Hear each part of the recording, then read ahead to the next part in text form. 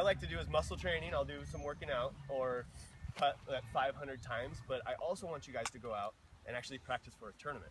So go out there and take your time when you're practicing. Go out there, even Feldberg in one of his videos talks about it. He'll walk up to a drive when he's practicing all by himself, and he'll say, oh, thank you, that was a good drive. And then refocus and get back up there and do his putt. Now that seems stupid, but I know a lot of people that affects, that they don't want to hear that while they're up there for a putt, or it's going to affect them. In my opinion, if something's bothering you and you don't take the time to focus and refocus, then it was your fault. If a situation happens while you're shooting, that's just bad luck. It just happens, it's part of the game.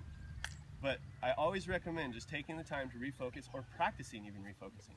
I will take the time to always, when I'm practicing putting, it's always to tie. It's not for the win, because normally when you have a putt for the win, you make it. It's the hardest putt is when you're doing a tie putt. So I literally will do 10 putts, and then I sit there and I'm like, all right, this is the tie Paul Macbeth, or whatever it is I'm doing. And I'll go through the whole routines. I get all tingly and nervous like I would in the situation. You know, I visualize the whole situation of crowd watching. But it helps me when that situation comes, or hopefully comes one day. But so I want you guys out there, whatever your personality is, you know, today, or whatever the type of person you are, make sure to play it. If you want to get mad, it's okay to get frustrated. It's okay to rip your disc up or bend it up, in my opinion.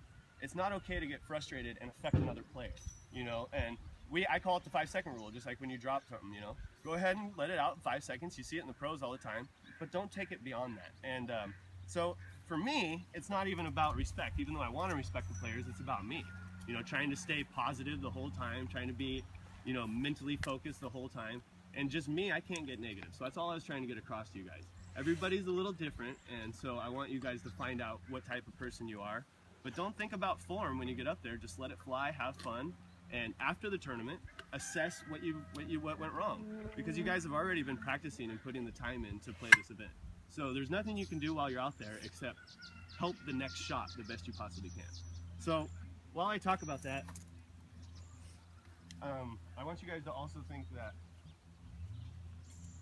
when you have a strategy before an event, or if you don't have a strategy before an event, I'll play a tournament with a mental, you know, I don't walk up to this putt without the idea that I'm going to run it before. So before an event, I'm already practicing. If I'm not making big putts, I'll just lay them up and move on. So if you guys want to know the strategy of a tournament, for me, it's consistent and, you know, play smart. Don't take the big number. You know, I don't think a 2 is as good as, you know, is even worth running at this 2 if there's a chance that I get a 4. And there's a couple holes out there where, you know, you want to run it, but just lay it up, move on, and play smart and, you know, strategic. With the whole mental aspect of it, when I'm playing too, with the whole consistent part, I'll literally just look at a line and then I throw it. Clearly, I miss my lines a lot, but I'm not thinking, okay, I'm going to release it on this angle, at this degree, at this time, right now.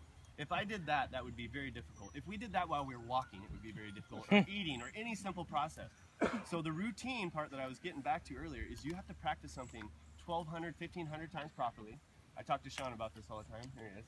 And I'll see him out at Rockwood putting all the time, and it really helps his routine to where sooner or later you're going to get up and your body just takes over, and you eliminate that mind aspect. And really, I think that's what this whole game of golf is all about, is learning to eliminate your body, or separate the body aspect from the mind, you know, thinking part. And I want to tell a situation with Michael Jordan. He had that turnaround jumper in playoffs, and the play was to him, and he was going to get a screen pass to him. He had to make it to win that series. It was when they ended up winning the Super Bowl later on. And they asked him what he did, or what he was thinking about while he was doing that shot. And he says, I was focusing on chewing my gum. And the reporter said, no, you weren't. There's no possible way. You're Michael Jordan. What were you thinking about? And he said, no, I was. Because if I thought about the whole picture, I would never get my true potential of that shot. So I want you guys to really think about that when you're out there today. Just kind of eliminate your mind, let it fly. If things go a little sour, stay positive so you don't affect your next shot.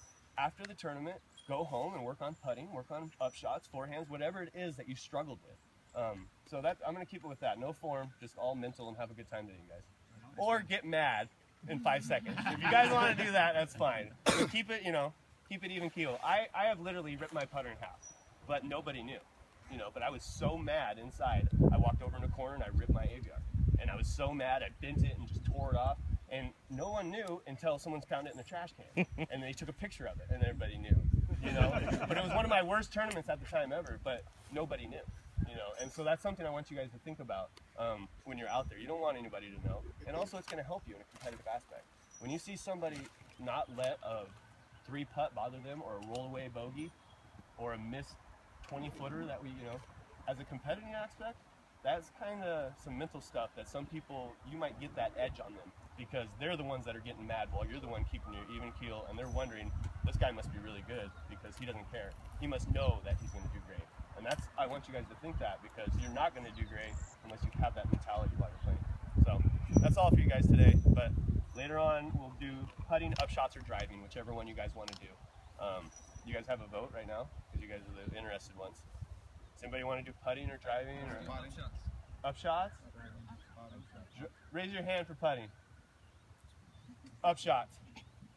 Ooh, driving? It kind of is hand in hand. Hand in hand, but we'll do up shots for sure. And also, something I say too, and I know I didn't really practice your basics. People don't talk about this much, but we always try to focus on the big shots or the big jump putts before we even learn the simple stuff. And I literally will practice 30 feet and in almost all winter long. And I don't do anything outside of the circle much, but I don't really make as much out there either. So that's something I need to work on more. But I'm getting really good on my consistent part, which is going to help me get better at the longer putts. So that's something I want you guys to think about too when you're out there practicing. Don't worry about throwing 400 feet. If you could throw 300 feet accurately the entire time, you're probably going to do just as good as the guy throwing 400, in my opinion. So something to think about when you guys are out there. But thanks for coming. I really appreciate it. Thanks.